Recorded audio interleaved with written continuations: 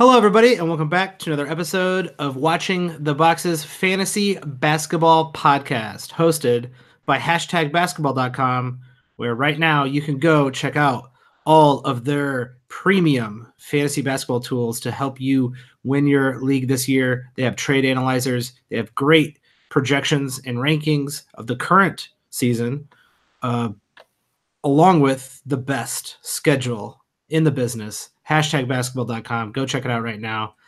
I am your host, Mike Catron, and joining me as always is my co-host, Tyler Watts. What's up, Tyler?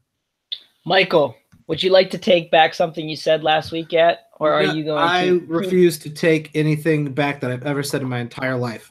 Okay. Well, you're going to be made to look foolish then.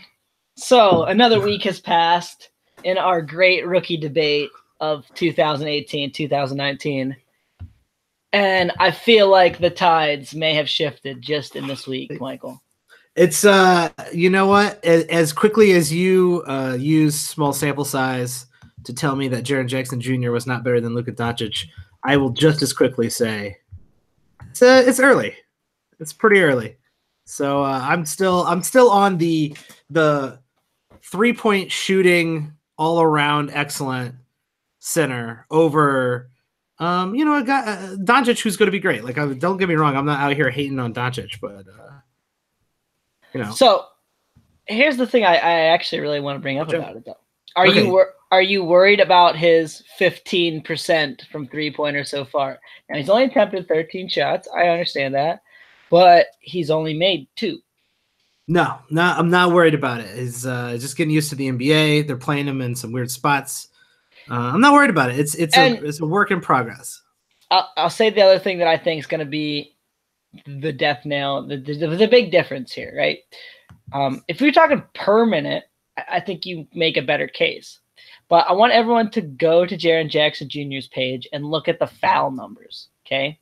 So he topped out at 36 minutes, or at 30 minutes against the Kings, and we're looking at his first 5 games, okay? He had 6 fouls in that game.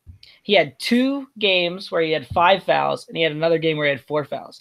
And I think I mentioned this all the way back when we first started talking about the draft prospects. One of the things that limited his minutes a lot at Michigan State was foul trouble. He would get in foul trouble, and the coach would be forced to take him out. I think that's going to be an issue for at least a good portion of his rookie season. It's going to limit his minutes to where he maxes out at like 30. We've already seen games where Doncic plays like 36 minutes. And so I think that those extra 4, 5, 6 minutes at the end of the season are going to really be the difference in the fantasy value. I mean, you could be right. Like, that could just be the fact that Doncic plays more. That could just be the difference. Memphis could end up punting the rest of the season, trading all their players, and Jaren Jackson Jr. ends up being the best player on the team. Or he might just hang around at 25 minutes per game. But he's going to foul out in 30 minutes. Yeah, well, I'm not worried about that. Like, the rookies are gonna they learn how to play. I don't think his aggressive fouling is really a detriment to him at this point. And so far, and the same thing happened at Michigan State, it's really that he just tries blocking everything. Yeah. And then he fouls.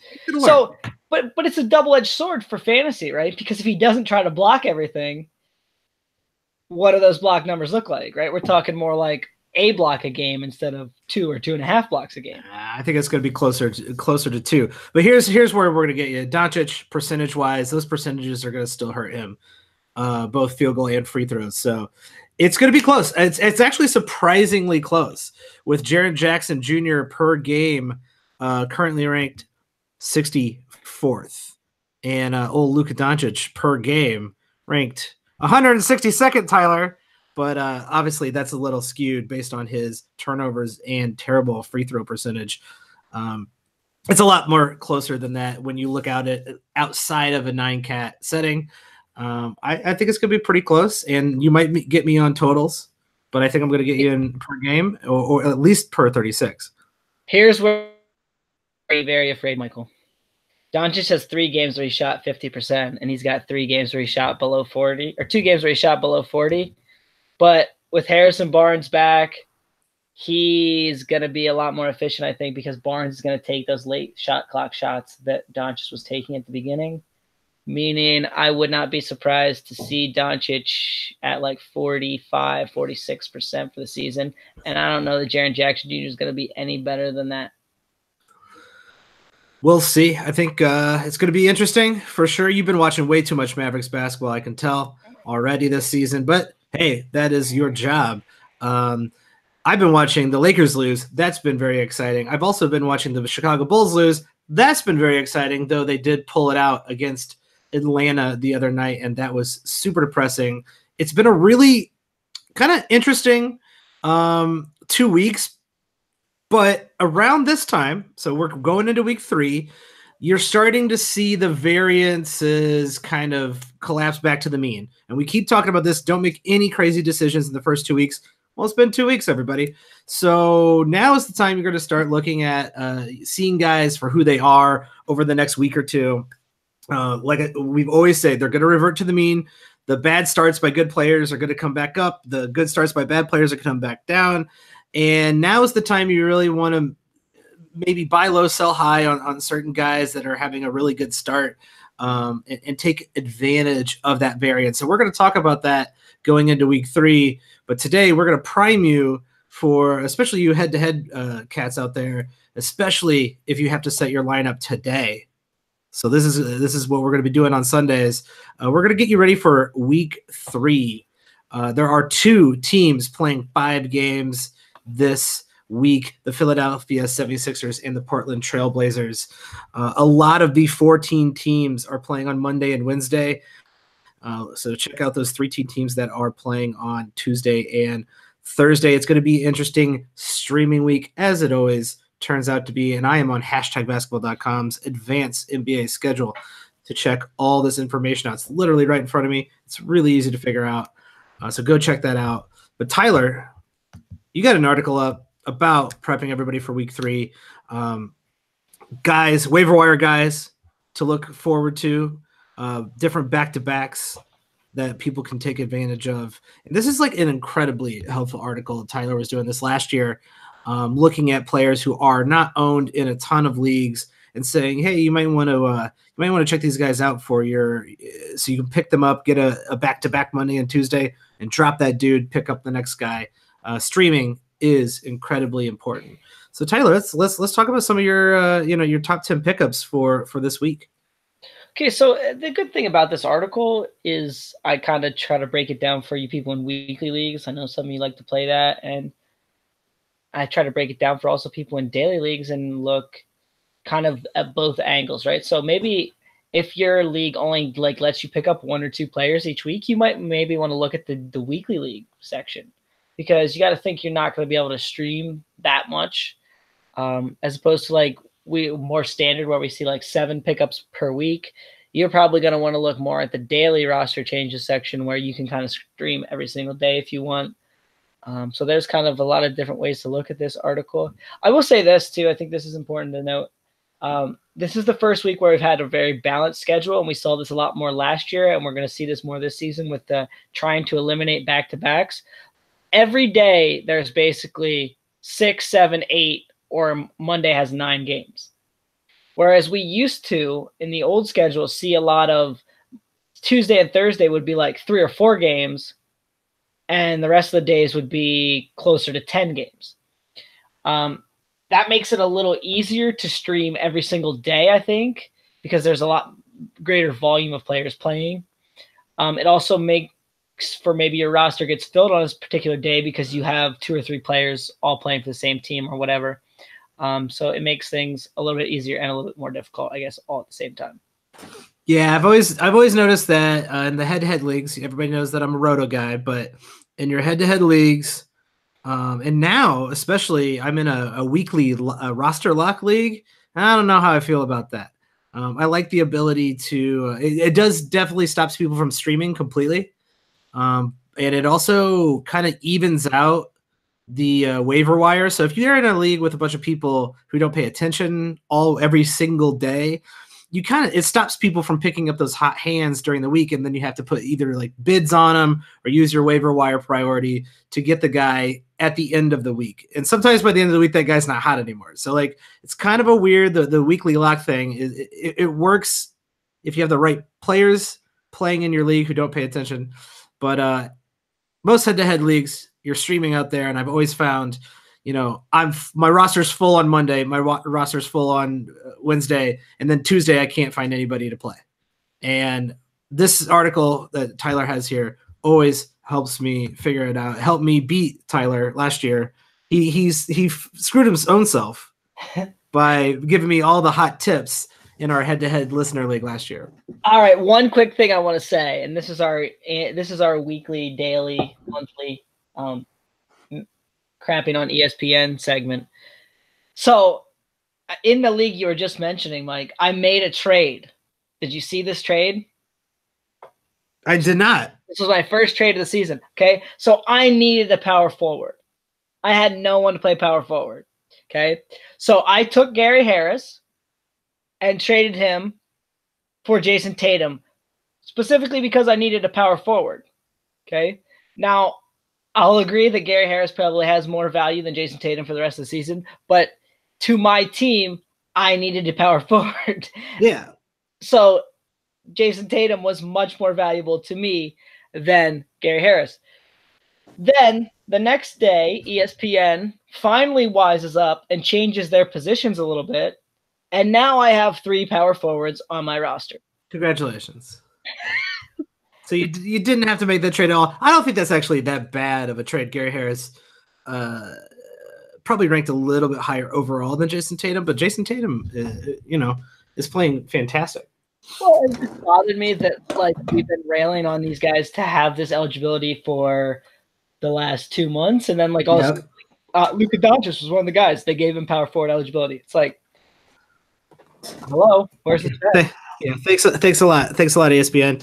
I will give props out to the listeners out there, everybody who's been hassling the ESPN feedback line. I know that all the people out on the Fantasy B-Ball subreddit have been hitting out the fantasy. People have been literally calling ESPN and just being like, where's the play rater? Why isn't this work? Why is this guy not this position?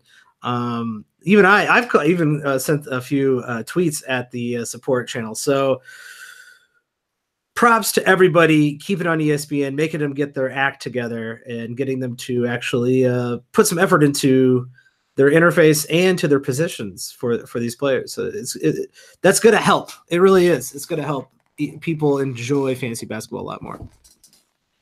All right, let's get into this. So you mentioned it, right? There's 2 teams to play 5 games this week. There's 12 teams to play 4 games. Yep. And then the remaining 16 teams, right, play 3 games. 3. So yeah, nobody's playing 2. And often it makes sense to just that one extra game often does make the difference when you're streaming. Well, and here's how I tell people to think about it. Okay. So let's say your player averages 12 points a game. Okay. Okay. So he plays 3 times. That's 36 points. Right. Okay. Well, 9 times 4 is 36. So if the guy on the waiver wire averages 10 points a game, he gave you 40 instead of 36. You're already doing better. You know what I mean? And so he averages 2 less points a game, which is a significant amount. But in the total grand scheme of things, he's giving you 40 as opposed to 36. So you got to kind of think about every category that way. And it gets even harder when we look at steals and blocks because obviously they're smaller numbers. But yes, ideally, and I said this in the piece, right? I would probably start all my studs, like any top 50 player I had with 3 games, I would start. But after that, that's where I really start looking at, can I get someone with 5 games? Okay, can I get someone with 4 games? Well, we talked about that. Once you get out of that top 50, top 60, it plateaus off pretty hard. So there's a first plateau right there after like 40, and then there's another plateau at like 60 to 70, and then 70 into like 100. Like it's kind of all the same guys. So if you're going to get a guy for 5 games instead of 3 games, it's a huge difference, even if they are ranked 110th and not 80. But if you're like the 30th ranked player and only play 3 games, you're probably putting up the same amount of stats as someone who's ranked 120th playing 5. Yeah, I'm with you there. So that makes the guy probably the best pickup for this week. If you're going to just pick up one player and hold him for the whole time, is Al-Farouq Aminu. Now, in ESPN leagues, it would be Robert Covington, and if you read the beginning of the piece, you can find out why. Yeah, I'm still thinking there's something wrong with ESPN's algorithms. Like, there's no way Robert Covington. I'm assuming Mike read the piece too. Okay, so the weird thing is, we talked about this last week. Yeah, it should be going up, and he should be close to 100% owned, which he is in Yahoo leagues. He's down 12%. He's down to like 21% owned in ESPN leagues. I don't understand how that's possible. Robert Covington's been playing great. That doesn't make any sense. So the article switched over to Yahoo leagues for this week. This is the first time I've done Yahoo since I started doing it, and that whole Robert Covington thing was a big reason why. But if you play on ESPN, I would look for Covington because he's the absolute best player probably available. Yeah, on your waiver wire, like, for sure. And they play 5 games. So Al-Farouq Aminu plays 5 games. Now, Aminu gets a little underrated in fantasy, I think, right? Like, no one really wants him in a standard league. Even in deeper leagues, people are like, ooh, why'd you pick Al-Farouq Aminu? The dude with rebounds, he gives you over a steal a game. He gives you about half a block. He gives you almost 2 3-pointers, and he averages like 10 points. Those aren't fantastic numbers. I understand that. But in 5 games, he's going to give me like 38 rebounds, pretty close to 50 points, pretty close to 5 steals. Yeah. Probably 3 blocks, probably 10 3-pointers. Like, those go a long way to helping me win 5 categories. That adds up. And that's the kind of player Al-Farouq Aminu is. He's boring, but boringly consistent. And those counting stats, the steals, like getting 5, maybe even 6 steals this week out of those 5 games, that's going to be really like huge. The 6 steals is a huge swing. Right. So that's kind of a league winning type move, especially if you're replacing a 3-game player who's like ranked in the 75 to 100 range. I would do that move 10 times out of 10. So I would go out right now and look and see if he's on your waiver wire, especially if it's a weekly league. You pick up Aminu, you hold him. The Trailblazers also have a back-to-back on Monday and Tuesday. So even if you're just looking for someone to stream for Monday and Tuesday, the Trailblazers play back-to-back on Monday, Tuesday. So that's nice. I like that. Another guy that you have on your list here, and I don't want to give the whole list away. Go to #basketball.com to check this out. But this is a guy that I actually did want to talk about just in general. Bjelica on the Sacramento Kings is playing well enough to be owned in standard leagues. He's only owned in 45% of Yahoo leagues. Do you think Bjelica should be owned? I know you have a little PTSD from covering the Sacramento Kings and the rotations, but do you think you can overcome that to roster him? So he's starting. Okay, they played 6 games. Started every one. Positive, right? He's shooting 60% from the field, and he's not DeAndre Jordan, so that's not going to last, right? Here's what I'll say about Bjelica. I'd pick him up and roster him this week. Kings have 4 games. He should be good for this week. At a moment's notice, though, Jaeger could change that rotation, and he's kind of playing a 3-4 kind of combo forward role. I would not at all be surprised to see them go, especially when Bogdanovich comes back. I think Bjelica's minutes get hurt a lot. They seem to love Justin Jackson, and Justin Jackson is a terrible player for fantasy and maybe not a good real-life NBA player either. But it's not that great, but at least in my deep leagues, I have him in a few. And at least he's giving me something instead of just absolute trash. And he's playing more than 30 minutes. Like, don't get me wrong, he's viable in that sense. Bjelica's producing a nice-looking stat line. We've seen this in the past in spurts that he can be kind of good for fantasy if he's given 28 to 30 minutes.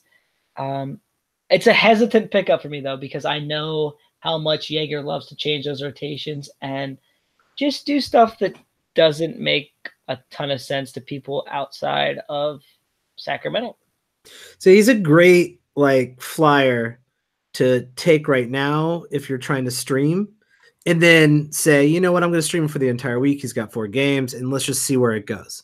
So you might shorten up your bench a little bit by holding on to him, but it's worth that risk of having that spot taken for a week.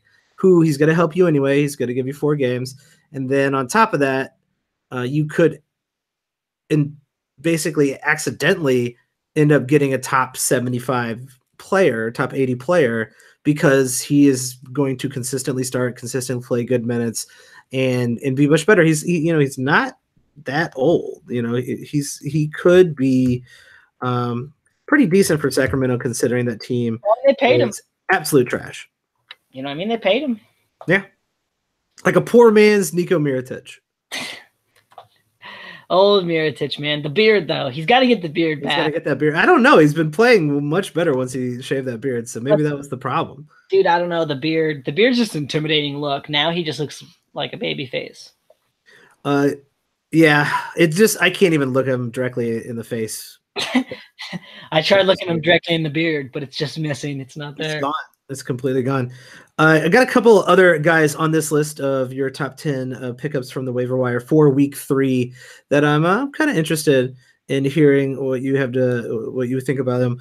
A lot of people out on Mari Hazonia, but has now had a couple games playing well with the Knicks, but also had a couple games where he barely even played. What's your long-term outlook on Mario Hazonia for this season?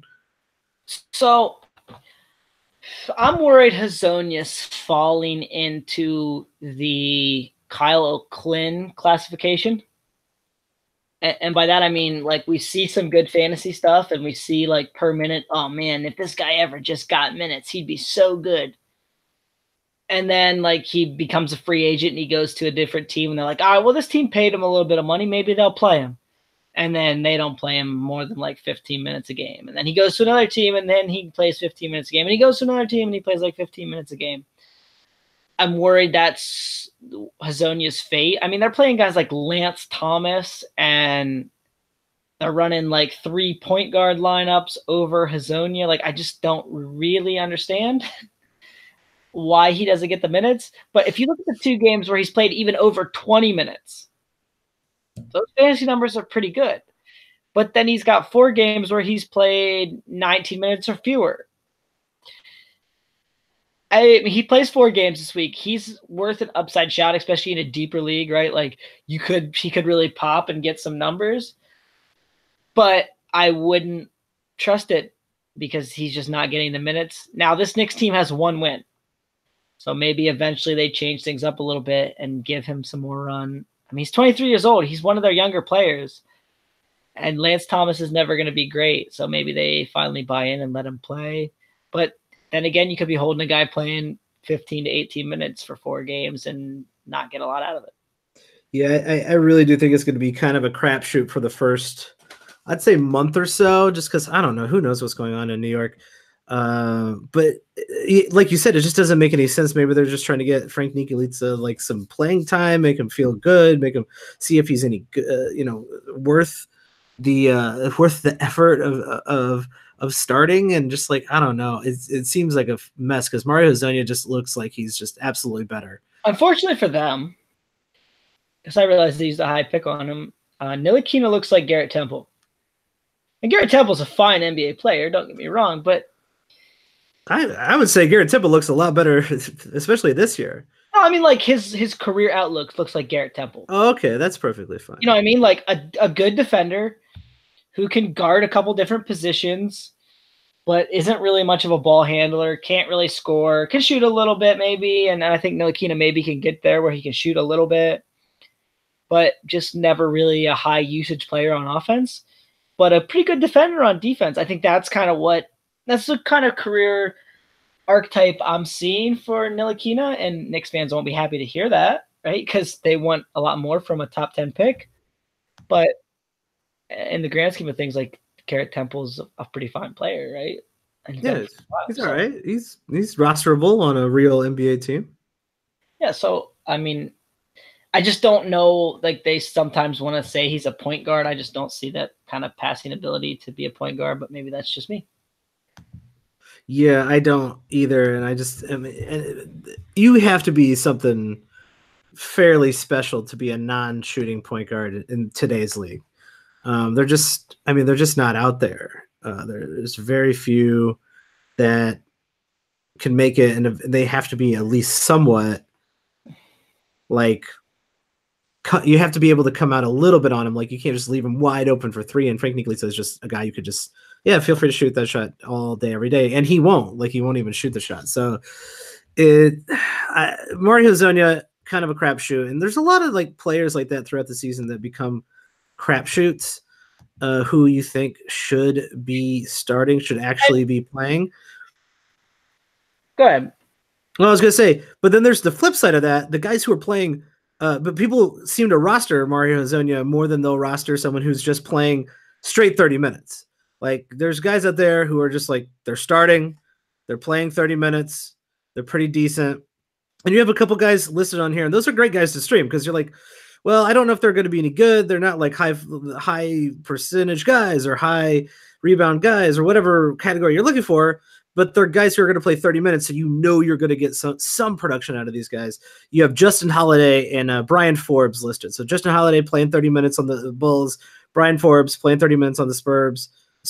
Those guys are great streamers.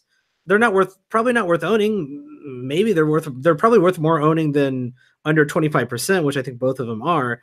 And Mario Hezonja is closer to 40%. So it's just kind of like would you rather hold on to a potential Mario Hezonja, or would you rather actually get stats from guys who are playing 30 minutes? Right, and we talk about this a lot. I think the boring guys get undervalued, right? Always. Like Holiday, I mean, you look at his numbers, he's playing about the same minutes he was last year. He gives you like 12 points and a steal. Like, it's nothing special. But over a 4-game week, like, I did the math earlier, right? Like, okay, you play 4 games at 12 points a game, right? That's 48 points. Well, you play 3 games and you score 15 points a game, that's only 45. So, and obviously, like, there's more categories than just points. I mean, I understand that, but at the same time, like, these guys are more valuable than a lot of people think. And Etuan Moore kind of fits in that same category. He does a lot of similar things as like Justin Holiday and Bryn Forbes, right? They're kind of scoring, 3-point shooting, maybe a little bit of a steals type guys, like all 3 of those dudes. And they're all playing 4 games this week, and they're all maybe better than some of the people you are actually going to start. Yeah, they're going to give you just more production. They're boring, like Al-Farouq Aminu. He's super boring, but you know what he does? He plays. And a steal a game is a steal a game. It just goes. It's worth picking up and owning and streaming those guys. Here's the other thing to say too when we're looking at like a Mario Hezonja type guy in comparison, right?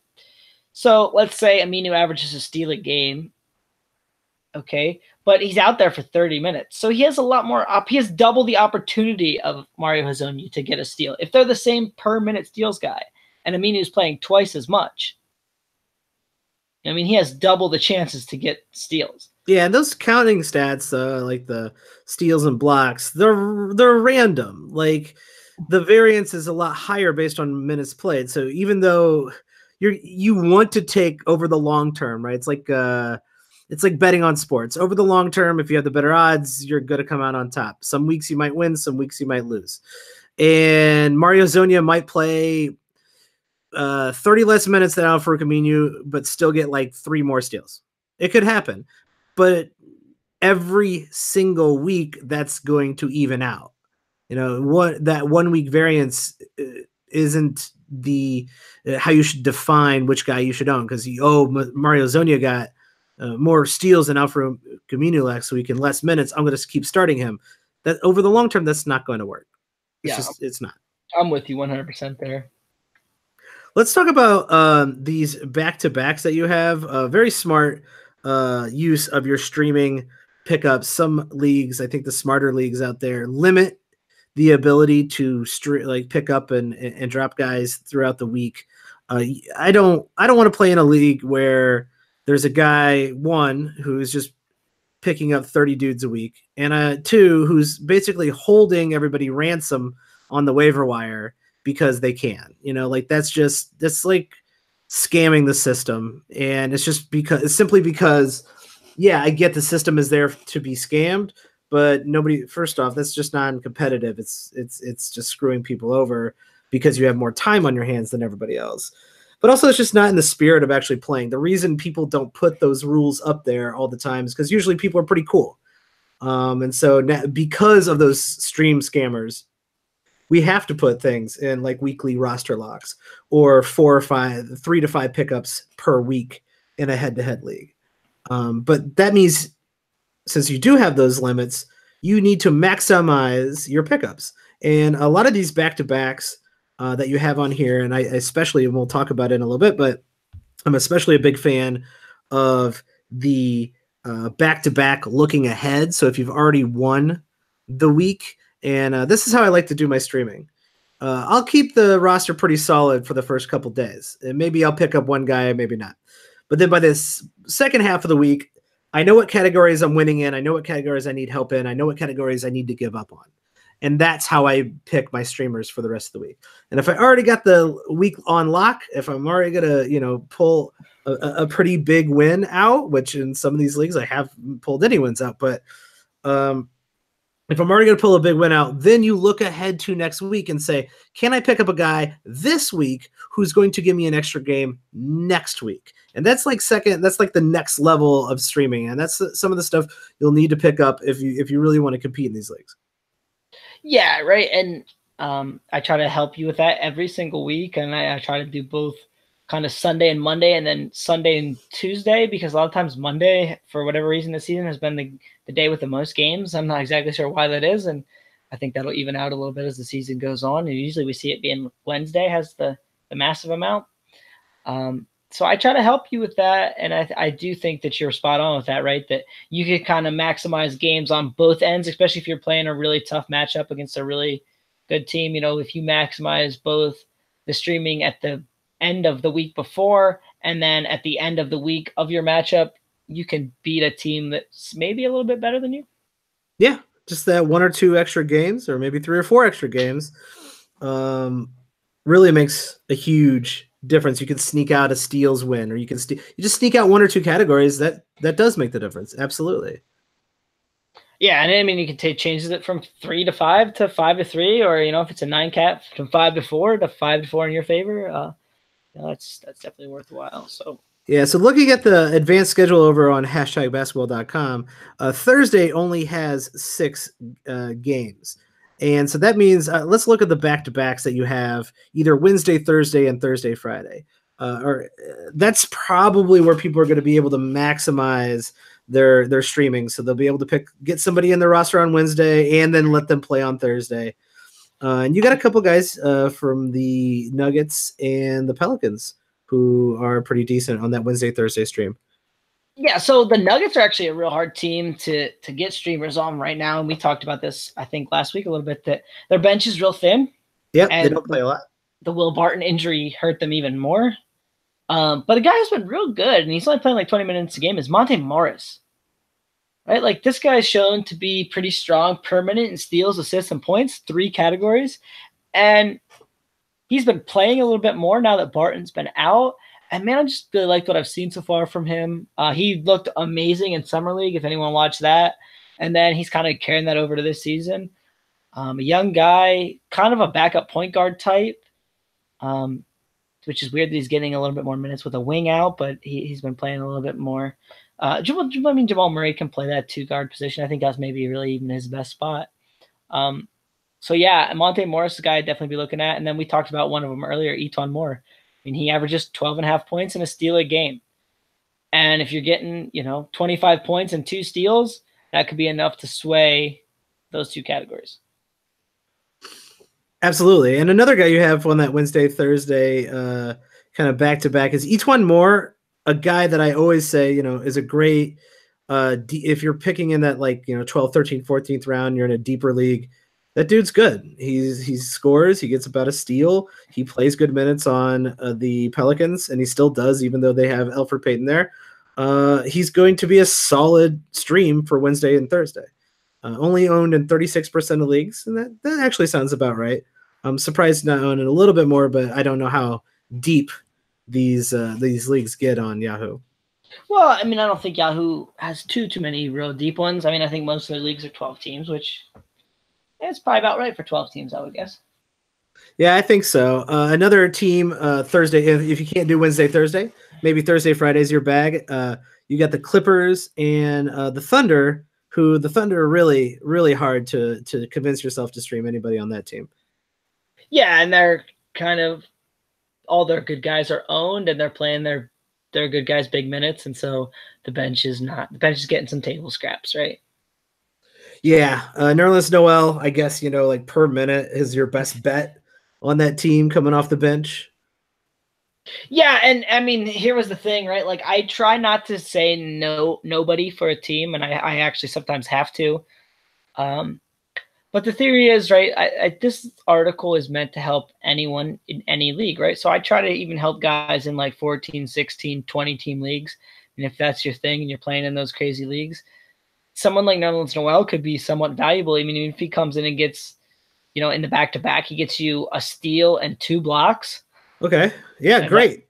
Right? That could be big in a 16-team league, right? Because, I mean, getting a steal and 2 blocks might be the difference between winning and losing that category. And I think when you look at either bigger leagues or just like where you going to get your bang for your buck, if you can't find a guy who's playing 30 minutes, so if Justin Holiday is someone else has picked him up to stream for the Bulls or whatever, maybe you're like, well, there's no good streamers out there, but I'm pretty close in steals. A couple steals makes the difference. So like Patrick Beverley on the Clippers, another Thursday Friday streamer that you put out here on your article. Not playing very well, but definitely a good steals streamer. Well, and 2, he's averaging over 4 assists a game. Like when he's in the game, they're trusting him with the ball in his hands. So you're talking, even if it's only 7 assists and 2 steals, that might be enough to win you those 2 categories. And he's always been a good rebounder too. As far as point guards go, you know what I mean? He's averaged 4 rebounds a game for a point guard. 8 rebounds out of your point guard spot. I mean, that's basically like 1 game of most big men, right? Yeah, just like 1.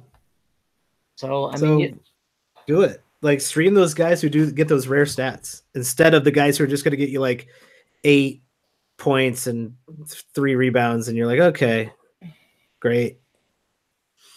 Yeah, right. Like that's just not really helping you a ton. I mean, but every little stat counts, and sometimes you gotta go. Like I have found myself, especially in deeper leagues, every once in a while I'll stream a guy, maybe on a back-to-back or something, and it's like, okay, the guy I'm dropping isn't really helping me, number one, or maybe I have an injury, so I put someone into my IR and I just need someone. Even getting 8 points and 3 rebounds, like you're getting 16 points and 6 rebounds in 2 days. Like that's not the worst thing in the world.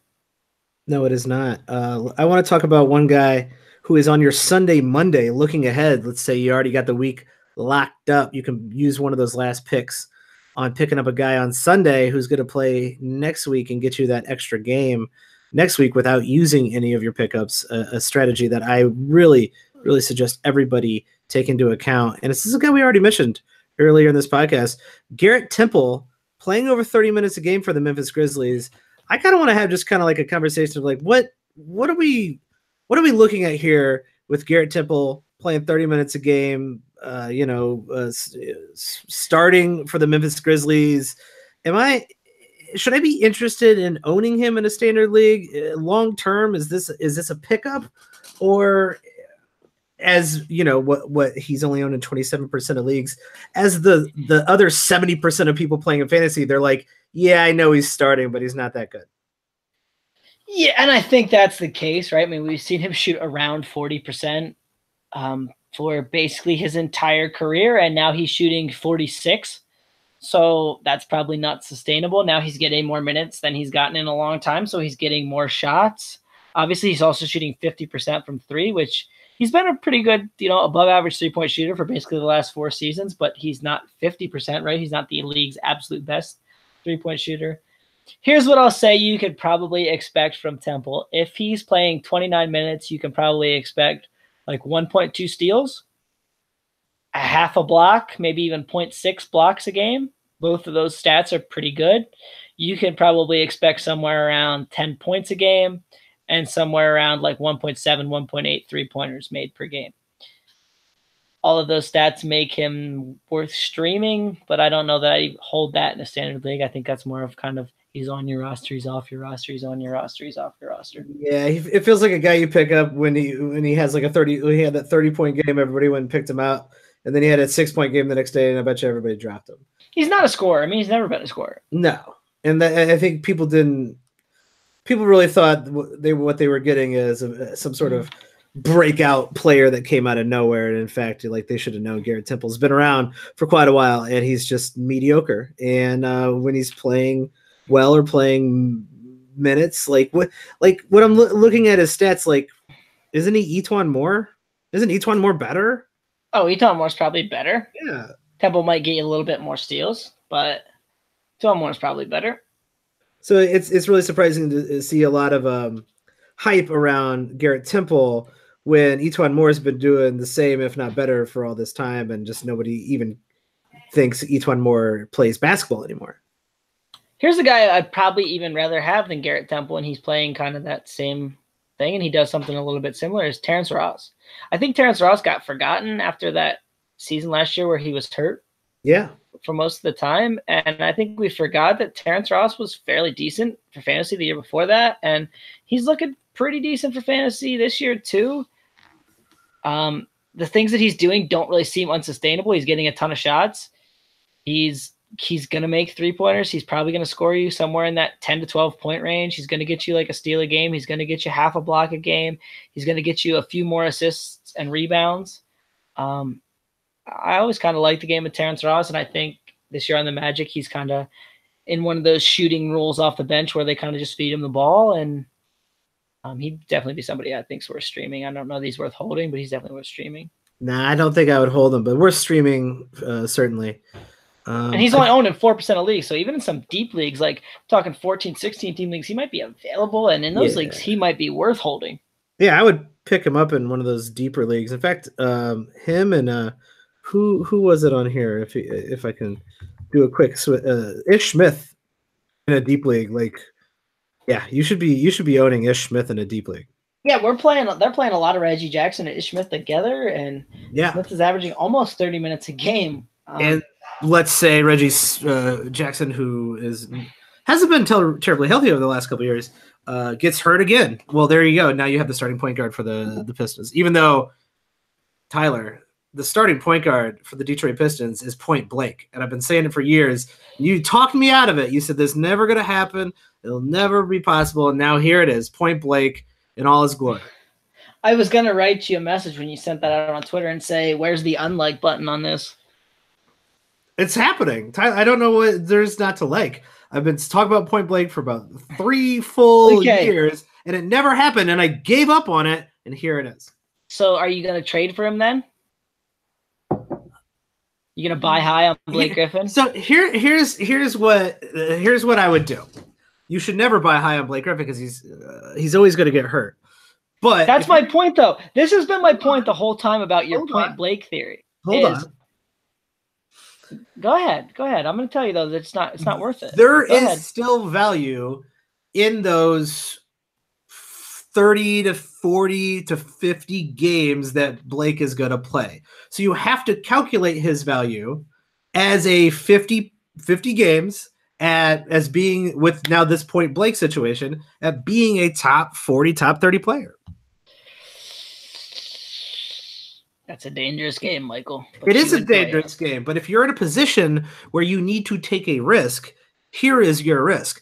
The owner of Blake Griffin is thinking, I got to sell high on Blake because he's going to get injured any day now. And this could, if you really need to take a huge risk, but you want a high risk, high reward, I would trade a mediocre medium player for Blake Griffin and hope that he stays healthy the rest of the year. It's a high risk, huge risk, but also a high reward. Well, and here's the thing that I'm not going to ever get on board with Blake. Here's the reason I'm never going to get on board with Blake Griffin, okay? So you're saying he's Point Blake. Well, he's averaging 4.6 assists per game this year. Sure. So that's not a point guard to me. I mean, that's a low end point guard's assist total. Okay. The shooting is unsustainably high. He's playing over 35 minutes, which I think that's a mistake. He's hitting an incredible amount of threes. Yeah, and for a guy who's been a below league average 3-point shooter for his entire career. And that's one thing that drags his field goal percentage down, right? Like he was shooting near 50%, which is what he's shooting right now before he started taking the threes. But he's not a good 3-point shooter, and he's taking a large volume now, which is dragging his field goal percentage down. So to me, the killer is, though, he doesn't steal or block shots. No, he still doesn't. He still doesn't steal. A negative in both those categories. Yeah, and he's gonna be. So, okay, what are you gonna tell me that he's gonna do great to make up for that? If you're telling me he's gonna get 6 assists a game and like 22 points, I am. Okay, I could see owning him. I just don't really see that. I mean, the points, sure, but I don't really see him averaging 6 assists a game. Yeah, and I'm not going out there and telling everybody to trade. I don't know, Kyrie Irving for Blake Griffin. Like that's not what I'm trying to do. I'm not even trying to say trade like Taurean Prince. Like that feels like a little bit too high of a price to pay for Taurean Prince. I'm talking about going out to that owner and just going, I have a guy who's in that 50 to 70 range who you don't trust. And you say, hey, like I'm looking, give him that guy and like a streamer off the bottom of your bench, like 2 for 1. They get a streamer that's playing hot. So they get a hot streamer and they get a guy who they're like, okay, great.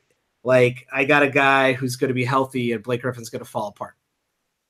That's the only time I would. It's like it's worth a shot because if you're in a league where people who know what they're doing and they know what they're talking about, they know Blake is going to fall apart. So they're probably too risk adverse, and they're probably going to try to get rid of Blake. Though right now they're probably going to want everything for Blake, and they're not going to get it. Well, and here's the thing, right? So we talk about leagues where people aren't super plugged in. Blake Griffin's a name, man, right? He's in the commercials. He does this. He does that. So he probably got picked well below the area you're talking about. Yeah. Right? So they're going to look at that and be like, well, he's playing awesome, and I picked him ahead of that. So why the hell would I want to trade that for him? Right? And in the leagues where people are more plugged in, like you mentioned, he probably got picked in that general area. And so I think taking a guy who's worth owning right now because he's playing well, and a guy who is picked right around Blake Griffin and trading for Blake Griffin. Like I just don't see, if I'm the owner of Blake Griffin, I don't even really want to do that. Like I'm going to want to top that the owner isn't going to do that. There's a good chance that owner is trying to move him for a top 40 player. Yeah. And that's what I'm going to be offering. And if no one's willing to give it to me, like that situation, right? I think you're ride or die with Blake Griffin, man. Like if no one will give you the top 40 player, you sit there and say, hey man, I hope, I can get 70 games out of Blake. Yeah, that's your best bet, is that someone's going to overpay for Blake Griffin. If you own Blake Griffin, and that's probably the move, that's probably the most suggested move, is like, if you own Blake Griffin, sell high every week. Try to get rid of him. Here's the guy I'd get. I got one guy I'd try to get if I own Blake Griffin right now. Vucevic. I feel like so many people are so down on Vucevic because he's going to get traded. He's going to get traded. I feel like you might be able to make that deal. He's probably not going to get traded. He's almost been traded for like 4 years. Like he's not going to get traded. Well, and here's the thing about that, and this is what I've been saying to people too. It's like, number one, they have tried to trade him for like the last 4 years and nothing ever happened. Number two, who's trading for a center?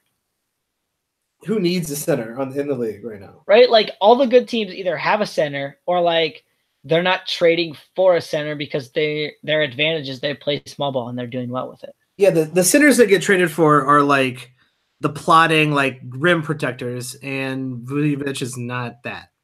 Right, and yeah, like they want that guy for the end of their bench in a playoff run. Yeah, that's it. You know what I mean? The Zaza Pachulia rule on the Lakers or the JaVale McGee rule on the Warriors for the last couple of years, right? Like play 10 minutes, enjoy it. Come in, get some blocks, make sure people don't score. That's it. Vujovic isn't doing that. Vujovic wants the ball. Vujovic is an offensive center. And I just don't know why teams aren't trading for that player type at all. Well, I think he's a type of guy you have to fit kind of into your offense and kind of build your offense around a little bit, because he can't super create his own shots, but he's very effective once he gets the ball in his areas. So it's hard to integrate that player in the middle of the season too, because Yes. you know what I mean? Like, your offense is one thing, and now like you're throwing in Vucevic and trying to make it something kind of completely different. Yeah. It doesn't seem like it's going to happen, which means, as we've been talking about Vujovic for a while, he's going to have value. He's going to be perfectly fine on Orlando. They're going to play him still. They want to be somewhat competitive, so they're going to play him at least 28 minutes, because Mo Bamba is not ready, and Vujovic in 28 minutes is probably a top 50 player. So if I can get Vujovic for really anything below top 50, 60, 70, I'm in. I'm in on that. Push that trade. And Vucevic in the top. Vucevic has been in the top 40 players. Yeah, it's going to be hard right now because he's playing out of his mind. He's well, in 29 minutes a game, though, last year he was in the top 40 on totals. Yeah. So, I mean, like, that's what people be like, oh, he's only going to play 28 minutes a game. I'm like, well, he was top 40 in 29 minutes a game. So one more minute off, he's like top 50. Okay, yeah. Well, you didn't pick him there, so that seems like a win. Yeah, he's currently playing 29 minutes a game, and he's currently ranked 12th per game overall. Yeah, and that's going to fall off a little bit, but in 29 minutes, he's a top 40 player. Yeah. Like, don't get it confused, people. No, please don't. I think that's it for our week 3 preview. Tyler, you wrote the article on #basketball.com to prep everybody for week 3. Everybody go check that out on #basketball.com. You're also writing for the Mavericks. Where can people find your stuff? So they can find it at the Smoking Cuban. So you can just type in thesmokingcuban.com, or you can just Google the Smoking Cuban. Yeah, I'm basically the Luka Doncic writer, so I just follow him around and write a whole bunch of articles about him. So if you're into that, that's what I do. Yeah, that is not a bad gig, but you can find all of Tyler's stuff on Twitter at Tyler P. Watts, WATTS. And you can find me at Watch the Boxes on Twitter. Feel free to hit me up. If you guys are liking what you're hearing, please rate, review us, leave us feedback, tweet at us with questions for the show, different topics you want to hear. And if you really want to support the show, check out patreon.com/watchingtheboxes, where you can get exclusive content throughout the season, including entry to a private Slack channel where you can interact with me and Tyler. So along with some other fantasy experts and other fantasy players in a Slack community for people who are subscribing to our Patreon. So patreon.com/watchingtheboxes. Go check that out, and we will catch you soon. Thanks, everybody.